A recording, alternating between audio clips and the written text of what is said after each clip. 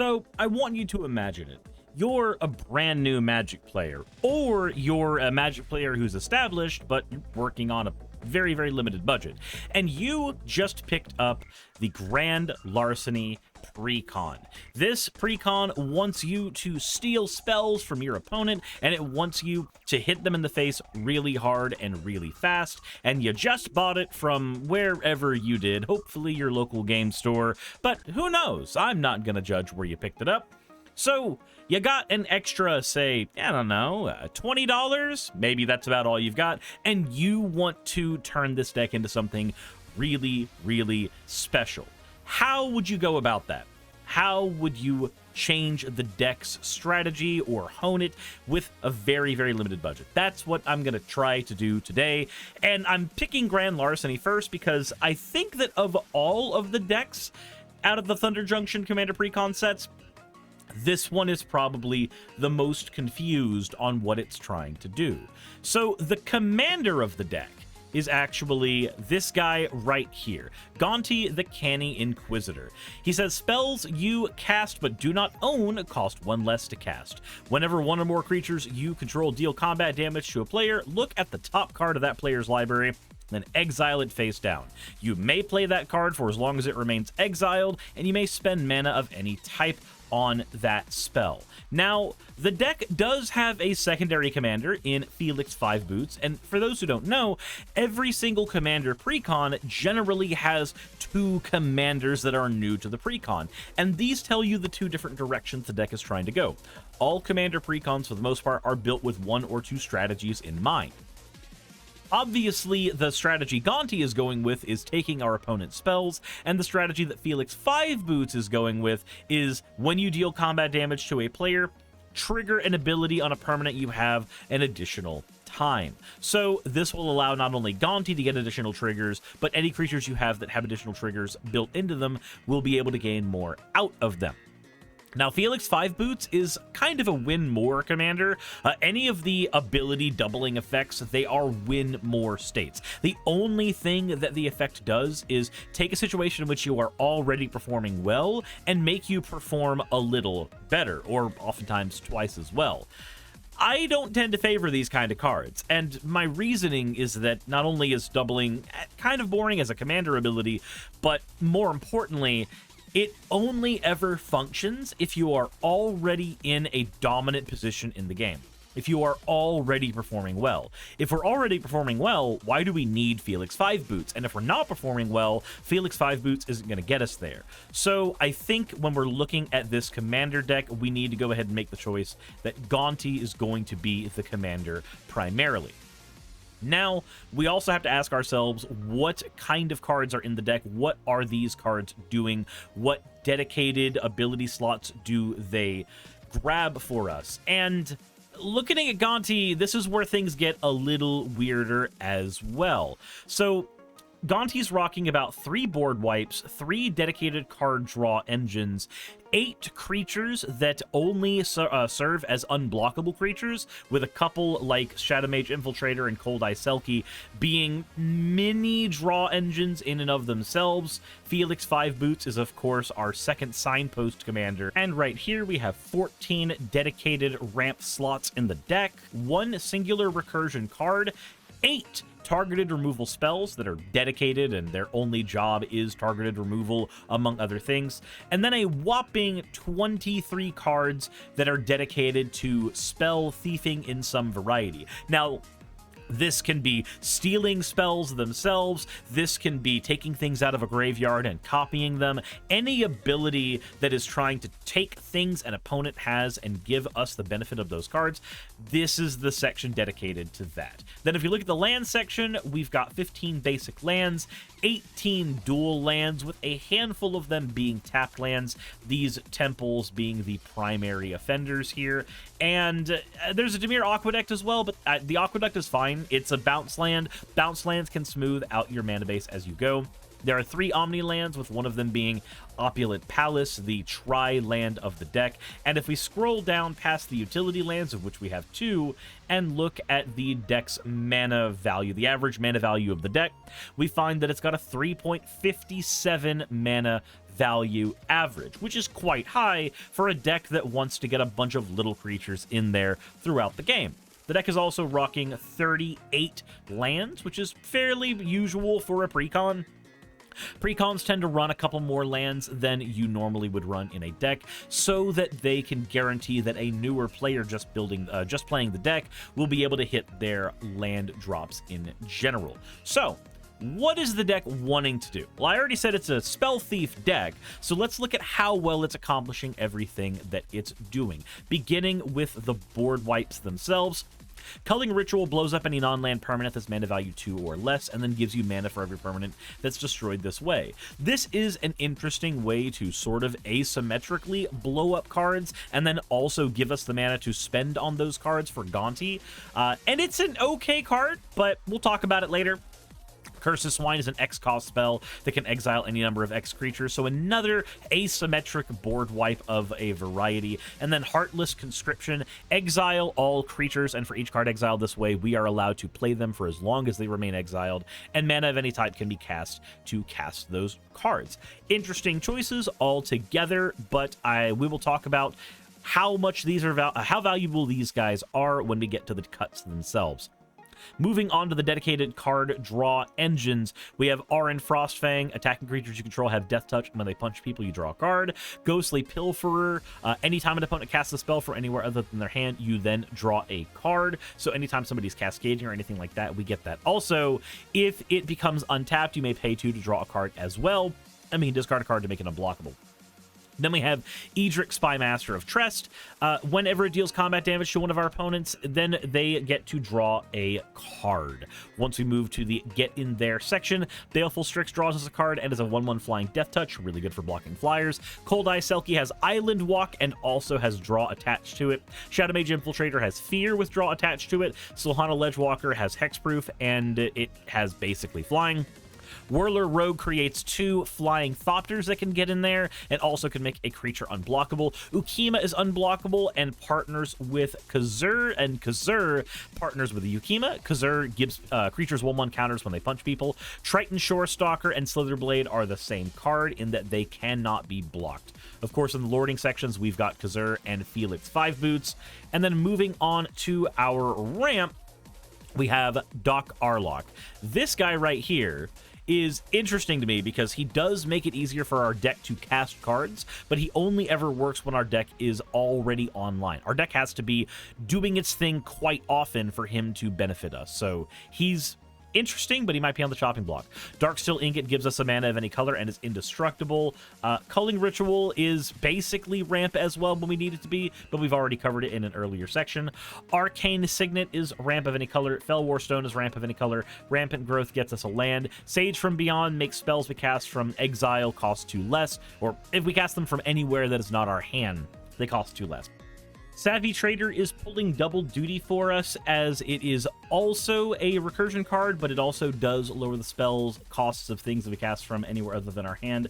1 less. It's another copy of Ganty functionally. It just lets us have another way to drop the spell costs of things. Of course, Soul Ring, 2 mana when you need it. Thieving Varmint, 2 mana for any cards that we cast that we do not own. 3 visits, searches for a forest. Void Attendant puts a card an opponent owns from exile into their graveyard, and then makes a 1/1 Eldrazi Scion creature token that we can sack for mana. And then we have Tower Winder. Land selection more than it is actually ramp, but it does pull Command Tower from the deck, an interesting design space that they've given us access to. Savvy Trader is our sole recursion piece, already mentioned. It lets us take any permanent from our graveyard and exile it, and then we're allowed to cast it. And then in the targeted removal section, this is a very, very light section of the deck. Baleful Mastery, you may pay 2 to exile any creature or planeswalker, but the person draws a card. Otherwise, pay 4. Blade Griff prototype, a political piece, hits a person and then destroy a non-land permanent they choose that an opponent controls. Decent bit of synergy with Ganty as it is an evasive creature. Feed the Swarm kills an enchantment or a creature. Hostage Taker exiles any creature or artifact. Tigron Predator kills any artifact or enchantment anytime it punches somebody. Smirking Spelljacker, an interesting one as well. Basically, it exiles a spell on the stack, and then we get the ability to cast it whenever we want. I think that this is best when you use it to counterspell somebody's counterspell, and then you hold their counterspell hostage for use later. I think it's a wonderful card for that. But just go, yeah, no, I'm swinging in, and you better not fog. You better not fog on the stack. Otherwise, use it to stop removal or board wipes or anything like that, and then use it later when you need to. Putrefy, destroy an artifact or creature, and Plasm Capture, a quick 4-mana counterspell that gives you mana later in the game. And then, like I said, we have that really, really big thieving section. Arcane Heist, cast an instant or sorcery from our opponent's graveyard without paying its mana cost. And then Cipher, we get to repeat this over and over again. Brain Stealer, Dragon, at the beginning of our upkeep, exile a card from each opponent's library. We can play those cards. Chaos Wand, pay 4 mana to exile from opponent's library until we hit a sorcery or instant we can play for free. Cutting Rhetoric punishes people for attacking us by letting us play their cards. Extract Brain, opponent chooses X cards from their hand. We can cast a card from their hand. Dream Thief's Bandana lets us steal cards from the top of our opponent's library. Again, it's another extra copy of Ganty. Diluvian Primordial, cast an instant or sorcery from each of our opponent's graveyards. Dazzling Sphinx deals combat damage to a player and then exiles until it hits a castable instant or sorcery and cast that without paying its mana cost. Kind of a very targeted Hyper Atali. Fallen Shinobi can ninjutsu in, deal combat damage to a player, exile the top 2 cards of their library, and until end of turn you can play those cards without paying their mana cost.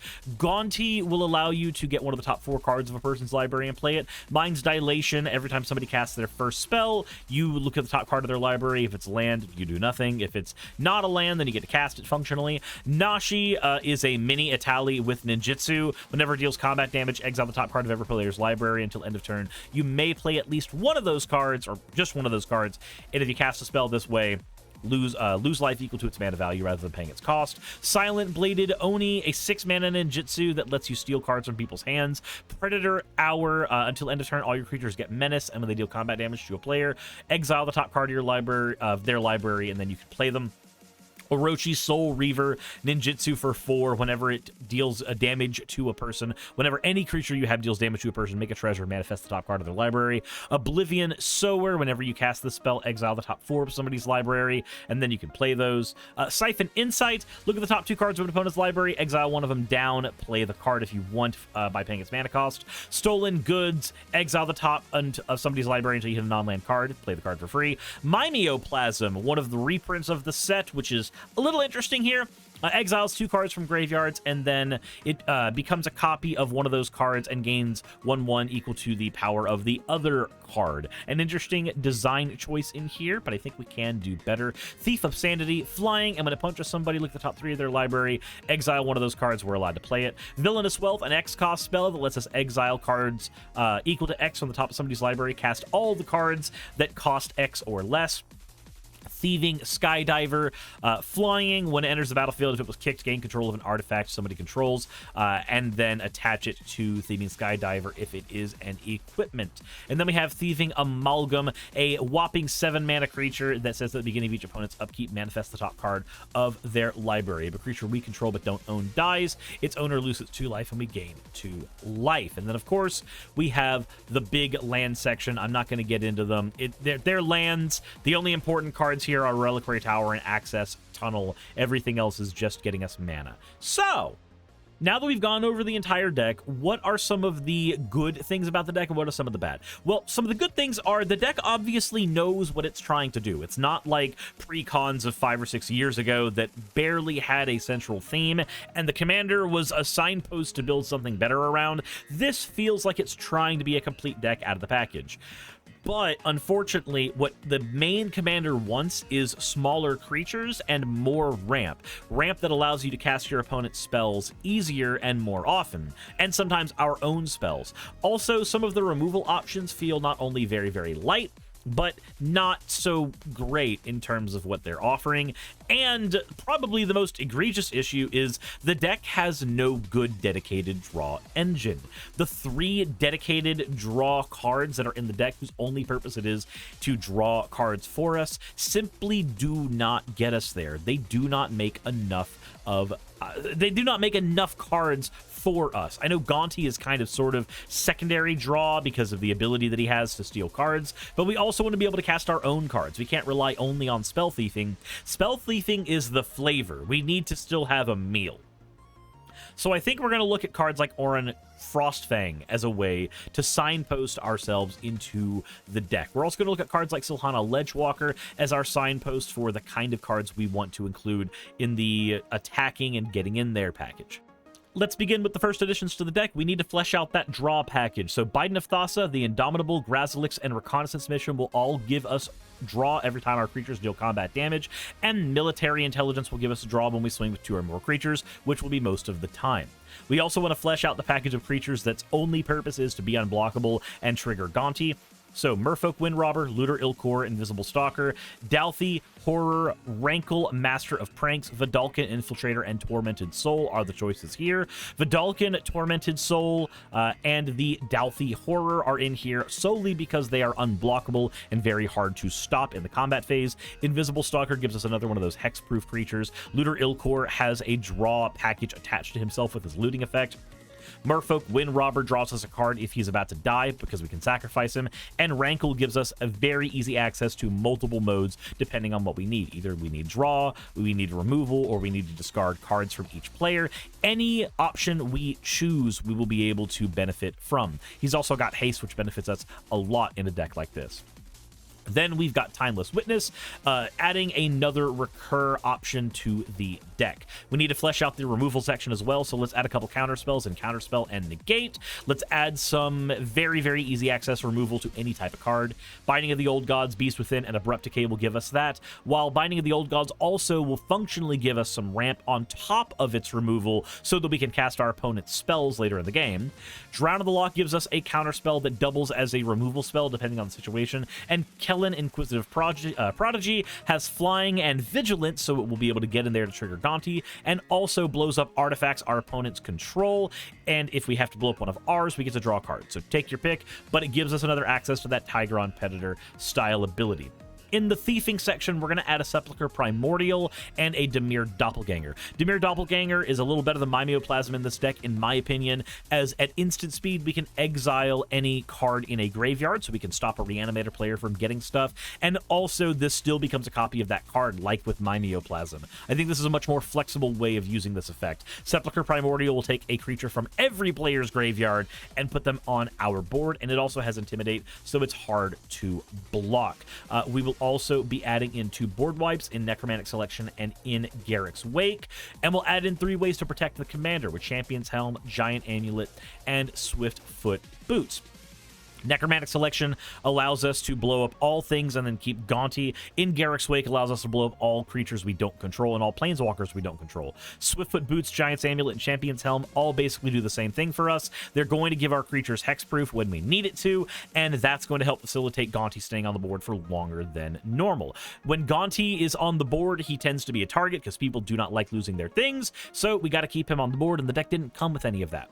As for the ramp section, we're going to add in a Search for Tomorrow, a Nature's Lore, Honored Heirloom, and a Cultivate. Cultivate gives us guaranteed land drops. Nature's Lore is another way to get a forest out on the battlefield. Search for Tomorrow is a fast, rampant growth we can play on turn 1, and Honored Heirloom, of course, Rainbow Rot goes in every deck because it can exile cards from graveyards as well. And because we're adding in more forest fetching, we're also going to add in a Tangled Islet and a Haunted Mire into the deck, and as a utility land, we are going to add a Creeping Tar Pit that can be unblockable as a land. So even if we get board wiped, we still always have access to this double land that can give us an unblockable creature to trigger Ganty. Ultimately, this means we are making 34 additions to the deck, and that is a hefty amount to add in. And these additions that we are adding into the deck cost us about 20 bucks. The goal with these videos will be that we never spend more than 20 bucks on the deck upgrade. So this is $18.66. Very, very close to that $20 limit, but not quite there. But if we're adding a whole bunch of cards, we have to take some things out, and this will help us finally fix some of the issues that the Ganty deck has. So let's start out with the new lands we're adding in. We are going to be cutting a few basic lands. 2 swamps and an island are being cut out of this deck to make room for those new lands that we added in. We are also going to be getting rid of the access tunnel that was in the original version of the deck, and we find that here, and I'll explain why. So access tunnel, as neat as it is to make a creature unblockable, we've removed so many of the creatures in the deck that cannot have the unblockable status that this colorless utility land is no longer necessary for our strategy. So that is leaving. As for other cuts we are making, in the board wipe section, we've replaced the Culling Ritual and the Curse of Swine. As cool as these cards are, I don't think they quite do the job for what we are looking for. In the card draw area, I think Ghostly Pilferer is really, really clunky, and Edric gives all of our opponents draw as well, and we don't want that. Lording, I think Felix 5 Boots should be the commander of his own deck and not be in the 99 of this one, personally. Again, he's a win more card. In the ramp section, the Darksteel Ingot is getting replaced with the Honored Heirloom, as it does way more. Doc Arlock I'd rather just get more lands, honestly. Same with Sage of the Beyond and Void Attendant. Thieving Varmint is neat, but 2 mana for a mana dork is kind of steep, even when it gives 2 mana. And Tower Winder is only land selection, and I don't find grabbing the command tower early in the game and putting it on the board to be the most important thing when our deck already has green, so we can just be ramping with that mana anyway. Then, in the targeted removal section, we're removing the Plasm Capture and the Blade Griff prototype. The prototype's really, really clunky, and the Plasm Capture is a trap. Anytime you have one of these counter spells that costs a lot of mana and has some super cool benefit to it, you're tempted to include it in, but it ends up meaning that when somebody plays a low-cost spell that's super impactful, you really don't want to counterspell that card because it costs you a lot of mana, and then that card ends up being a game-winning card for a player later on down the road. You want counter spells that are low cost and flexible. Plasm Capture is really, really niche. It wants to counter high cost spells so that you get the mana, and it wants you to have specifically 2 green, 2 blue. That's way too difficult to manage on this kind of mana base. And also, just in general, a 4-mana counter spell that doesn't give us immediate benefit and really wants to dictate the kind of spell we counter just needs to leave. As far as the thiefing section goes, Brainstealer Dragon is overcosted for what it does. Chaos Wand is overcosted as well. 4 mana to repeat that effect is not great in this deck. Cunning Rhetoric, if people are attacking us, we're not going to benefit a lot from the Cunning Rhetoric. This just means that people attack us for lethal instead of hitting us with all of their creatures bit by bit, because then they'll go, well, you can only take so many cards from my library and then you die. This card's not going to dissuade people from doing it. If you really want cards like this, Propaganda will do you much better.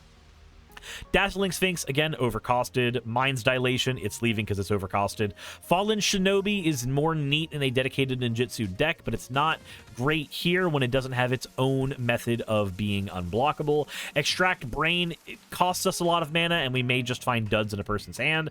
Dreams Thief Bandana is a win more with our commander. Nashi is neat, but without unblockable, it's only ever getting that ninjutsu trigger once. Oblivion Sower, overcosted for what it's doing. Orochi, again, it just, so many of these can just come into the problem of they're overcosted for what the deck is wanting to do. When we spend a lot of mana on cards, we want them to be our opponent's cards. Our cards should be cheap, efficient, and quick. Predator's Hour, until end of turn, creatures gain menace and get another copy of our commander's ability functionally. If our commander's on the board and protected, we're already getting this effect. This is just a win more for us. Mimeoplasm wants to be a different deck entirely, so he's getting cut, and we swapped him out for that Doppelganger. Stolen Goods is okay, but again, we can just hit duds with this super easy. If we're going to hit duds, we want it to be in the combat step where we're not losing card advantage for hitting duds. We're just turning creatures sideways and eking towards a game-winning strategy anyway. Combat is a game-winning strategy. Even if we steal no spells with Ganty, Eventually, people die when their health gets hit enough times. Siphon Insight is a neat card, and I don't hate it in decks like Jalala that really like having a lot of instants, but we're going to cut it so we have more room for getting their creatures. And Silent Blade Oni, again, overcosted for what it's doing. Same with the Thieving Amalgam. And with that is all the cuts to the deck. So let's see how the deck looks now that we've done all of that. As far as raw numbers go, we've been able to keep the same amount of board wipes as the original build, but we've managed to go up and double the amount of card advantage engines we have, and the card advantage engines we've chosen are all much better than the ones that were in the original build. We've doubled the amount of cards that focus on Ganty's getting in their strategy of having creatures on board punching our opponents, generating advantage, so this will allow the deck to be a lot more focused. We've gone down on Lords, keeping only Khazar because he directly supplements our deck strategy, and we've tried to use that extra room to make room for this protection suite to keep Ganty alive and other important creatures alive. The ramp package, we've gone down on ramp cards, but we've gone up on density of powerful ramp spells. So even though we've lost Doc Arlick and Darksteel Ingot and such, by adding in cards like Honored Heirloom and doubling up on the 3-visit style abilities and the Cultivate style abilities, we have more ability to get more lands out there. Also, lands are the strongest form of ramp. Having cards that lower the cost of our opponent's stuff by 1 or 2 is neat, but that doesn't help us when we're trying to cast our own spells, and oftentimes we're casting that. We also doubled up on the recursion package, and we almost doubled up on the targeted and removal package. We went from 8 to 13 between the two of these. We went down in the thieving package. Now we're running only 8 dedicated stealing cards compared to the 23 stealing cards in the original deck. But by doing so, we've been able to focus the deck strategy a lot more on consistency and results, as opposed to flashy, dirtily stuff that was in the original version. We went down on basic lands and added a few utility lands to supplement the forest grabbing strategy that I said before, because cards like Tangled Islet are only 20 cents, and even though they come into play tapped, they can be grabbed with 3 visits. But let's say that your budget was a little bit higher. What kind of cards would you be looking for to upgrade the deck even further, to get it to a full power state? Well, I've got about 6 cards that I'm selecting for this section. I think I'll always have 6 cards for this section.